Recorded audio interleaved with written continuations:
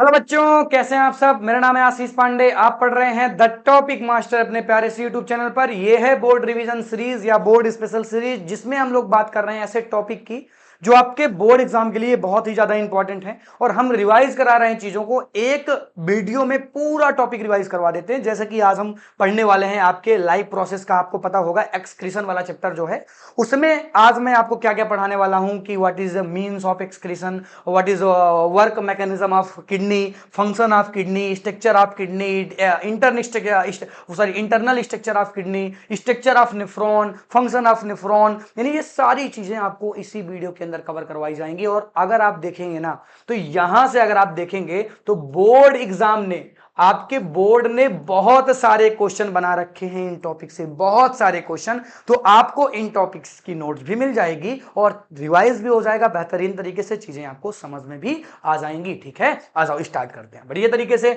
Start करेंगे और चीजों को समझेंगे। सबसे पहले बेसिक पॉइंट। अब रिवीजन का मतलब ये नहीं कि सर कुछ पढ़ाएंगे नहीं, पूरा का पूरा जो भी आपके लिए इंपॉर्टेंट है एकदम बेसिक से स्टार्ट करेंगे और पूरी मैकेनिज्म तक जाएंगे। किसी भी बच्चे को कोई भी प्रॉब्लम नहीं होने देंगे। ओके, ठीक है, चलो आ जाओ स्टार्ट करते हैं। सबसे पहले हम बात करते हैं what is means of excretion.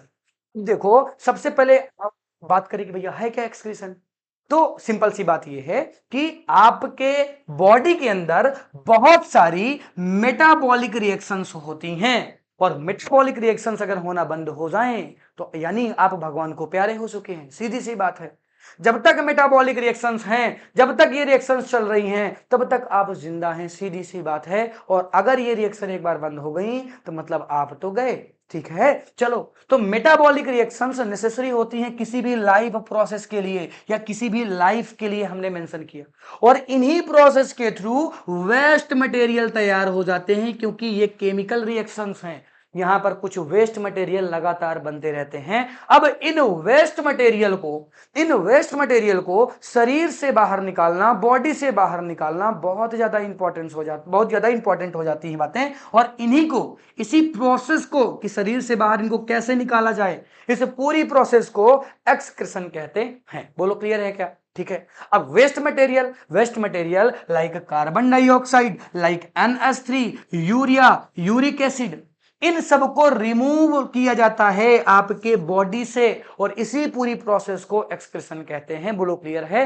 अरे बोलो क्लियर है ये चीज क्या। ठीक है, ये तो बेसिक पॉइंट थे, आपको समझ में आ गया होगा। ठीक है, अब देखो एक नोट की बात कर लेते हैं, बड़ी इंपॉर्टेंट सी नोट है और सभी बच्चों को जनरली पता होता है कि अगर हम बात करते हैं वेस्ट मटेरियल की, तो ये कोई एक पाथ नहीं है कि एक ही पाथ के थ्रू वेस्ट मटेरियल को निकाला जाएगा। अलग अलग पाथ होते हैं अलग अलग वेस्ट मटेरियल के लिए। जैसे कि अगर मैं कार्बन डाइऑक्साइड की बात करता हूं, तो कार्बन डाइऑक्साइड को लंग्स के थ्रू बाहर किया जाता है, यानी कार्बन डाइऑक्साइड वेस्ट मटेरियल है तो इसको लंग्स के थ्रू बाहर कर दिया जाता है। और अगर हम बात करते हैं किसकी, अगर हम बात करते हैं अमोनिया, तो डायरेक्ट अमोनिया का एक्सक्रीशन नहीं कर सकते हम लोग। तो हम लोग क्या करते हैं कि अमोनिया को यूरिया में चेंज कर लेते हैं इन लीवर के अंदर। लीवर का काम है अमोनिया को यूरिया में चेंज कर देना, और इस यूरिया को किडनी के थ्रू रिफाइन करने के बाद हम लोग क्या करते हैं, अब बाहर निकाल देते हैं। इस तरह से हम लोग यूरिक एसिड या यूरिया बनाते हैं। बातें समझ में आई कि नहीं। हाँ, हमारे अंदर तो बन रहा था अमोनिया, लेकिन डायरेक्ट हम अमोनिया, क्योंकि अमोनिया जो है काफी टॉक्सिक होता है, हम डायरेक्ट अमोनिया को निकालेंगे हमारे पाइप जल जाएंगे। तो इसीलिए हम लोग क्या करते हैं ना कि अपने पास एक प्रोसेस होती है कि अमोनिया को चेंज कर दिया जाता है यूरिया में इन लीवर के अंदर, और इसको यूरिया को बाहर निकाल दिया जाता है। ठीक है, ओके ओके। देखो बहुत सारे और भी ऑर्गन हैं, लाइक आपकी स्किन हो गई। तो स्किन, जैसे आपके पसीने निकलते कि नहीं निकलते हैं, तो बताओ पसीने निकलते हैं तो वो भी तो एक तरीके का एक्सक्रीशन हो जाता है। तो ये भी एक एक्सक्रीशन का एग्जांपल हो जाता है। यानी सीधी सी बात है, कोई पार्टिकुलर एक अंग नहीं है, एक ऑर्गन नहीं है जो एक्सक्रीशन करता है, कई सारे ऑर्गन मिलकर एक्सक्रीशन के सिस्टम को ऑपरेट करते हैं। बातें समझ में आ गई। ठीक है, अगर बातें समझ में आई तो आ जाओ, अब हम स्टार्ट करते हैं स्ट्रक्चर ऑफ एक्सक्रीटरी सिस्टम। देखो, तो सबसे पहले हम देखेंगे कि जो आपकी एक्सक्रीटरी सिस्टम है उसमें कौन कौन से ऑर्गन इन्वॉल्व होते हैं। तो कौन कौन से ऑर्गन इन्वॉल्व होते हैं, जैसे कि आपके सामने एक डायग्राम है और इस डायग्राम में आपको पहला ऑर्गन दिख जाएगा किडनी। पहला ऑर्गन क्या दिख जाएगा? किडनी दिख जाएगा। सबसे कॉम्प्लेक्स और सबसे ज्यादा इंपॉर्टेंट अगर कोई ऑर्गन है एक्सक्रीशन के लिए तो कौन सा है? किडनी है। किडनी के बाद आपका आता है यूरेटर, फिर इसके बाद आता है यूरिनरी ब्लैडर, और इसके बाद आता है यूरेथ्रा, और इसके बाद आता है यूरिनरी ओपनिंग। यानी कि यहां से ही आप क्या करते हैं? यूरिया को बाहर निकालते हैं। आइए एक एक ऑर्गन को डिटेल में पढ़ते हैं और उनके मैकेनिज्म को बढ़िया तरीके से समझते हैं। सबसे पहला ऑर्गन क्या था? सबसे पहला ऑर्गन किडनी था, और किडनी को बहुत ही बढ़िया तरीके से हमें समझना है और बहुत ही बढ़िया बढ़िया डायग्राम के थ्रू आपको मैं चीजें एक्सप्लेन करूंगा ताकि आप सभी बच्चों को कहीं कोई प्रॉब्लम ना हो। तो किडनी, अगर हम बात करते हैं किडनी की, तो सबसे पहला बच्चों के दिमाग में एक इमेज बनती है, यार किडनी कैसी होती होगी, देखने में किडनी कैसी होती होगी। तो देखने में किडनी सामने आपके है, बहुत ही प्यारा सा डायग्राम दिख रहा है। बट दूसरा दिमाग में एक क्वेश्चन ये भी आ सकता है कि यार किडनी का साइज कितना होता होगा? तो बहुत ही छोटा सा साइज है। अगर आप अपनी मुट्ठी बंद कर दें तो जितनी बड़ी मुट्ठी होती है लगभग उतनी बड़ी किडनी होती है। और अगर शेप्ड की बात करते हैं तो बीन आपने कभी देखा होगा, बीन शेप्ड की आपको किडनी दिख जाएगी। ठीक है, ओके, ठीक है। यानी और अगर फिर अगला क्वेश्चन ये आता है कि सर कहाँ पे किडनी होती है? बहुत सारे बच्चे कहते हैं कि मतलब बच्चे जानते नहीं किडनी कहाँ होती है, पता नहीं कोई कहाँ कहाँ सेट कर देता है किडनी को। तो भाई अभी मेरा तो इतना नीचे तक का नहीं आ रहा कि मैं तुम्हें दिखा पाऊँ, लेकिन अगर आप इनको देख रहे हो, थोड़ा सा मैं लंबा होता हूँ, आ जाओ आ जाओ, थोड़ा सा मैं लंबा हो जाता हूँ। अगर अगर इन रिब्स की बात करूं मैं, ये रिब्स आपको दिख रही होंगी, ये रिब्स, ये जो लास्ट वाली रिब है ना आपकी, लास्ट वाली रिब, इस रिब के जस्ट बगल में, इस रिब के जस्ट बगल में कौन है? इस रिब के जस्ट बगल में कहां? यहां पर कौन होगी? किडनी। एक किडनी इस तरफ है, एक किडनी इस तरफ है। बच्चे सोचते होंगे सर एक ही किडनी होती है हमारे पास। नहीं बाबा, आपके पास दो किडनी होती है। कितनी किडनी होती है? दो पेयर होते हैं इसके, यानी वन पेयर होते हैं, दो पेयर नहीं, वन पेयर होते हैं। वन पेयर यानी दो किडनीज होती हैं आपके पास। एक खराब हो गई तो एक से आप जीवित रहेंगे, भगवान जिंदा रखेंगे, कोई दिक्कत नहीं। दो की दोनों खराब हो जाए तब तो फिर भगवान बुलाएंगे जल्दी आपको अपने पास। ठीक है, चलो आ जाओ। तो ये जो किडनी होती हैं, मैंने बताया कि ये किस शेप्ड की हैं, ये आपके बीन शेप्ड की हैं। और मैंने कहा कि साइज कैसी होती है? साइज मैंने कहा ना फीस्ट की जैसे, यानी कि मुट्ठी के, आप एक मुट्ठी अपनी बंद कर लें, जितनी बड़ी आपकी मुट्ठी होगी लगभग उतनी साइज की आपकी किडनी होगी। मैंने कहा कि कहां पर होती है, तो हमने कहा ना जो आपकी लास्ट रिब होता है ना, रिब केज जो आपका होता है, तो रिब केज के लोअर रिब केज में, लोअर रिब केज में डीप में ये किडनी सिचुएटेड होती है। इसी कारण से आप किडनी को महसूस नहीं कर सकते हैं। जैसे मैं रिब को मैं छूंगा तो ऐसे मेरे रिब, स्टर्नम, ये सब महसूस होते हैं, लेकिन किडनी को आप महसूस नहीं कर सकते क्योंकि किडनी काफी अंदर तक घुसी होती है, काफी अंदर तक होती है। इसलिए किडनी को आप महसूस नहीं कर सकते हैं, वो अंदर की तरफ से सेट है। ठीक है, बातें क्लियर हैं क्या? ओके, ठीक है। अगर बातें क्लियर हैं तो अब आ जाओ हम बात करते हैं किडनी के पार्ट की बात कर लेते हैं, क्योंकि हम लोग देख रहे हैं इंटरनल स्ट्रक्चर ऑफ किडनी। किसकी? इंटरनल स्ट्रक्चर ऑफ किडनी की बात कर रहे हैं। बहुत बार बोर्ड एग्जाम ने पूछा है कि इंटरनल स्ट्रक्चर ऑफ किडनी क्या होता है। जब आप यहाँ पे पढ़ने आ रहे हैं तो ये मोड बना के आइए, प्रॉपर चीजें आपको मिलेंगी, प्रॉपर नोट्स आपको मिलेंगे, बोर्ड्स की हर एक चीज आपको मिलेगी। बस आपको बढ़िया तरीके से मन लगाकर लेक्चर को अटेंड करना है ताकि बढ़िया नंबर आपके आए। ठीक है, बाकी हम पूरा रिवीजन करवा देंगे बोर्ड एग्जाम के पहले। हम हर रोज वीडियो अपलोड कर रहे हैं कुछ ना कुछ बढ़िया बढ़िया टॉपिक पर। ठीक है, ओके, आ जाओ। चलो अब हम बात करते हैं इंटरनल पार्ट की। तो सबसे पहले मैं देखूंगा जो किडनी का सबसे आउटर पार्ट होता है, ये वाला जो पार्ट आपको दिख रहा है, सबसे आउटर पार्ट होता है, इसको मैं क्या बोलता हूं? रीनल कैप्सूल बोलता हूं। एक तरीके की कैप्सूल जिसके अंदर किडनी को रखा गया है, एक तरीके की कैप्सूल है जिसके अंदर क्या किया गया है? किडनी को रखा गया है। बाहर से जो आउटर लेयर बनी हुई है, हमने कहा कि ये जो आउटर लेयर होती है और ये क्या करती है? प्रोटेक्ट करती है किसको? किडनी से, ताकि किडनी बहुत सारी इंजरी वगैरह से बच पाए। बस इसका इतना काम है, वर्क है। ओके, ठीक है, चलो आ जाओ। फिर इसके बाद जब आप देखेंगे, पहला पार्ट आपको दिखेगा वो कॉर्टेक्स दिखेगा और दूसरा पार्ट आपको मेड्यूला दिखेगा। हम किडनी को दो पार्टों में डिवाइड करते हैं, कॉर्टेक्स और मेड्यूला। बोलो किसमें किसमें? कॉर्टेक्स और मेड्यूला, दो पार्टों में हम किडनी को डिवाइड कर देते हैं। ये जो आपको पार्ट दिख रहा है ना, यहां पर जो मैं ये ऐसा डायग्राम बना रहा हूं, इसको मैं हटा दूंगा अभी। ये जो आपको पार्ट दिख रहा है, ये कॉर्टेक्स का पार्ट है। किसका पार्ट है बच्चा? ये जो मैंने अभी अभी बनाया, ये कॉर्टेक्स का पार्ट है। ये पूरा कॉर्टेक्स हो जाता है। और जहां से ये पिरामिड्स दिखते हैं आपको, जहां से ये आपको पिरामिड्स दिख रहे हैं, ये पिरामिड दिख रहे हैं, ये सब मेड्यूला के अंदर आते हैं, यानी किडनी के अंदर हमने दो पार्टें बेसिकली बना दिया है। पहले पार्ट को हमने कहा कॉर्टेक्स और दूसरे पार्ट को हमने कहा मेड्यूला। बोलो क्लियर है क्या? बोलो क्लियर है, ठीक है। तो पहले को हम कॉर्टेक्स कहते हैं। हम कहते हैं कि कॉर्टेक्स क्या है? आउटर लेयर ऑफ किडनी है, और आउटर लेयर ऑफ किडनी है where nephrons the blood filtering urine being, यानी कि इसको हटा दो तो ये क्या, जहां पर क्या होता है कि नेफ्रॉन आगे तक फैले तो होते हैं, और यही नेफ्रॉन क्या करते हैं? ब्लड को फिल्टर करते हैं। नेफ्रॉन के बारे में अभी मैं बहुत ही डिटेल में बताऊंगा, लेकिन नेफ्रॉन एक्चुअल में कहां पे होते हैं तो देखेंगे तो मेड्यूला में नेफ्रॉन्स होते हैं। मेड्यूला आपका इनर पार्ट हो जाता है जो कंटेंट्स करता है मोस्ट ऑफ द नेफ्रॉन्स, यानी ज्यादातर नेफ्रॉन्स आपको इसके अंदर मिल जाएंगे। नेफ्रॉन का कहने का मतलब यह है कुछ ऐसी स्ट्रक्चर, देखो ये ऐसी स्ट्रक्चर कुछ होती है, ऐसी ऐसी ऐसी मुड़ी हुई एक स्ट्रक्चर होती है जिन्हें हम नेफ्रॉन कहते हैं। अभी हम बहुत ही डिटेल में नेफ्रॉन का डायग्राम इसी लेक्चर में देखेंगे, समझेंगे। नेफ्रॉन वेरी इंपॉर्टेंट है, हर साल बोर्ड एग्जाम में क्वेश्चन नेफ्रॉन से पूछा जाता है। बोलो क्लियर है क्या बातें? अरे यहां तक की बातें क्लियर हैं, ठीक है। चलो, तो नेफ्रॉन में हमने देखा कि बेसिकली जो नेफ्रॉन्स होते हैं वो कहां पे होते हैं? मेड्यूला पार्ट पर होते हैं, और मेड्यूला पार्ट आपका इनर पार्ट हो जाता है। बोलो कौन सा पार्ट हो जाता है? इनर पार्ट हो जाता है। फिर इसके बाद आता है बात किसकी आती है? रीनल पैरामिड्स की बात आती है। तो यानी कि जो आपके ये जो पिरामिड्स आपको दिख रहे हैं ना, पिरामिड शेप की जो स्ट्रक्चर आपको दिख रही है, ये वाली जो स्ट्रक्चर दिख रही है, इनको हम रीनल पिरामिड्स कहते हैं। ये पिरामिड्स जो होते हैं ये ट्रायंगुलर शेप्ड के होते हैं, जो कि यहाँ पे दिख तो नहीं रहे ट्रायंगुलर शेप्ड के। जनरली आप देखेंगे तो ये आपको ऐसे दिखेंगे, देखो ऐसे ऐसे ऐसे आपको दिखेंगे, ये ऐसे दिखेंगे, ट्रायंगुलर शेप्ड के ऐसे दिखेंगे, और इन्हीं में आपके क्या होते हैं? नेफ्रॉन्स होते हैं। बोलो क्लियर है? अरे बोलो क्लियर है क्या? यहां पर लिखा भी है दैट कंटेन्स न्यूरॉन्स। बताओ, नेफ्रॉन्स, न्यूरॉन्स कह रहा हूं, नेफ्रॉन्स। बताओ क्लियर है? अरे इतनी बातें क्लियर हैं, आगे बढ़ूं? ठीक है, अब आगे बढ़ते हैं, आ जाओ आगे बढ़ते हैं और आगे की चीजों को देखते हैं। बात आती है रीनल पेल्विस की। अब देखो रीनल पेल्विस क्या है? रीनल पेल्विस यानी ये वाला पार्ट, जरा देखना, ये वाला पार्ट, ये जो आपको ये वाला पूरा पार्ट दिख रहा है, नहीं ये वाला पूरा पार्ट, ये वाला आपका पूरा पार्ट क्या हो जाता है? रीनल पेल्विस हो जाता है। आप देखेंगे तो रीनल पेल्विस हो जाता है ये वाला पार्ट, जहां से आपकी यूरिनरी डक्ट निकलती है, और यहीं से ये जो आपकी दिख रही है यही यूरिनरी आपकी डक्ट है, ये वाली। इसको हम क्या कह देते हैं? इसको हम यूरिनरी डक्ट कह देते हैं। यहां से आपकी यूरिनरी डक्ट निकलती है, और इसी रीनल पार्ट में ही आपकी रीनल आर्टरी होंगी और रीनल वेन होगी। रीनल आर्टरी ब्लड को लाएंगी, रीनल वेन ब्लड को ले जाएंगी। ये बातें आपको याद रखना है, हमने मेंशन कर दिया है रीनल आर्टरी और रीनल वेन के बारे में। यानी कि ब्लड कौन लाता है? आर्टरी, और ले कौन जाता है? ले कौन जाता है बच्चा? ले जाती हैं रीनल वेन। बोलो बोलो क्लियर है क्या? अरे बोलो पूरा का पूरा स्ट्रक्चर क्लियर है क्या? बहुत ही बढ़िया तरीके से एक्सप्लेन हो रही चीजें, घबराना नहीं है, चीजों को बढ़िया तरीके से समझना है। नोट्स का स्क्रीनशॉट समय के साथ लेते चलना है, ठीक है? ओके, आ जाओ।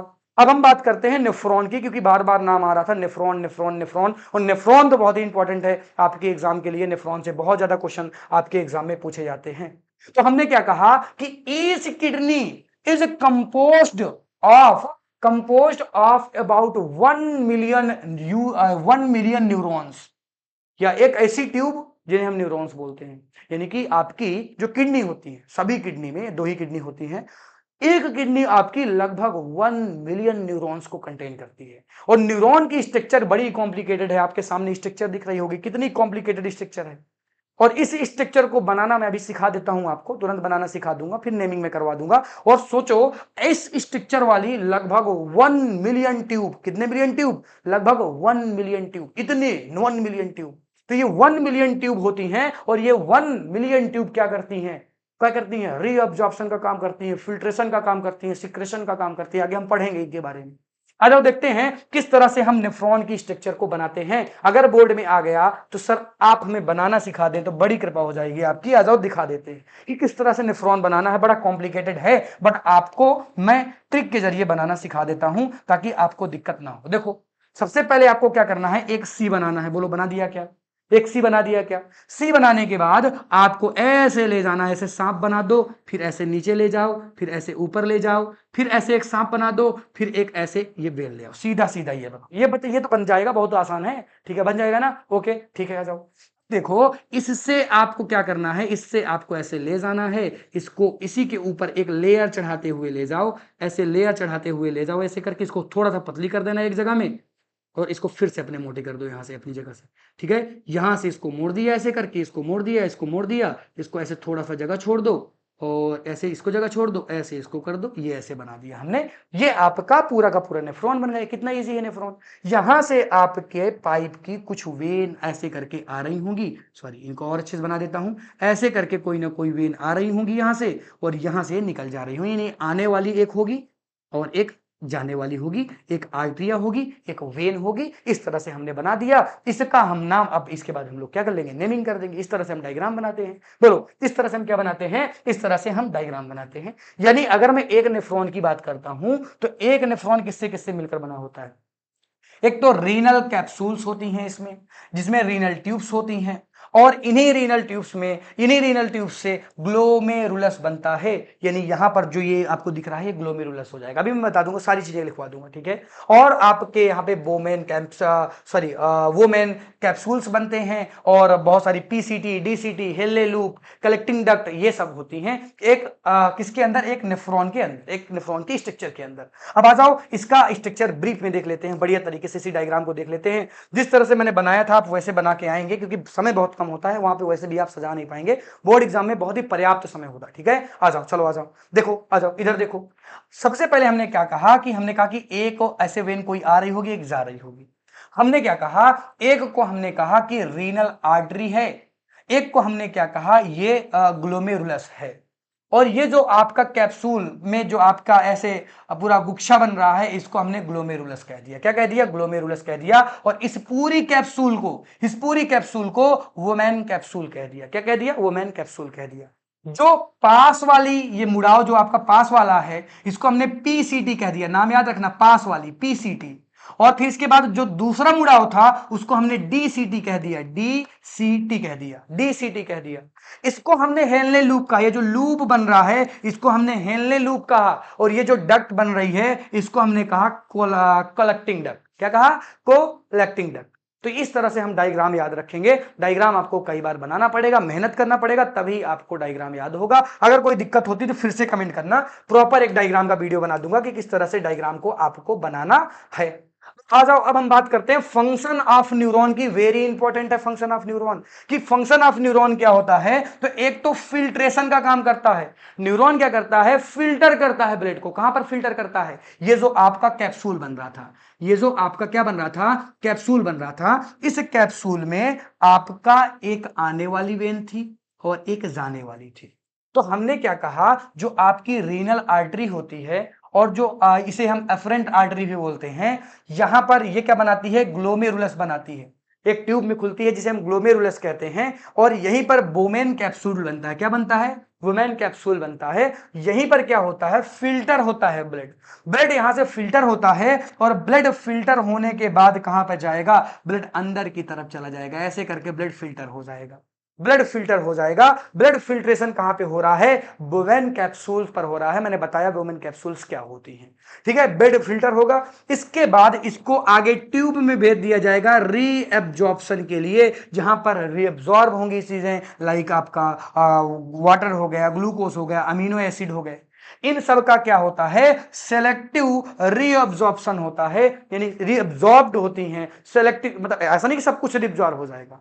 जो चीजें सेलेक्टिव हैं उन्हीं का रीअब्जॉर्प्शन होता है। बाकी सारी चीजें यूरिन में भेज दी जाती हैं। यानी कि यहां ही आपकी यूरिया बनती है, ठीक है। यूरिया कैसे बनती है, जो बचा हुआ वेस्ट मटेरियल है वो यूरिया बना देता है। मैंने यहां पर थर्ड पॉइंट में लिखा यूरिया फॉर्मेशन। और यूरिया फॉर्मेशन में होता क्या है, जो आपकी कलेक्टिंग डक्ट है ना, देखो जो नहीं अब रीअब्जॉर्ब होते हैं, जैसे कि आपका वाटर नहीं रीअब्जॉर्ब होता है, बहुत ही मैक्सिमम वाटर, थोड़ा सा वाटर को रीअब्जॉर्ब किया जाता है, लेकिन मैक्सिमम वाटर आपका रीअब्जॉर्ब नहीं होता। बहुत सारी इंप्योरिटीज हैं, क्योंकि सिलेक्टिव रीअब्जॉर्प्शन हो रहा है तो मैक्सिमम चीजों को रीअब्जॉर्ब कर लिया गया, लेकिन बहुत सारी चीजें जो खराब हैं उनका रीअब्जॉर्प्शन नहीं हुआ, तो उनको भेज दिया गया कहां पर, उनको भेज दिया गया कहां पर, उनको भेज दिया गया कलेक्टिंग डक्ट पर। और कलेक्टिंग डक्ट पर यूरिन का फॉर्मेशन हो जाता है। यही एक वेस्ट मटेरियल है जिसे यूरिन बना दिया जाता है और इसी यूरिन को बाद में किडनी में भेजा जाता है, उसके थ्रू बाद में यूरिनरी ब्लैडर में भेज दिया जाता है, बाहर निकाल दिया जाता है। ये पूरी प्रोसेस होती है।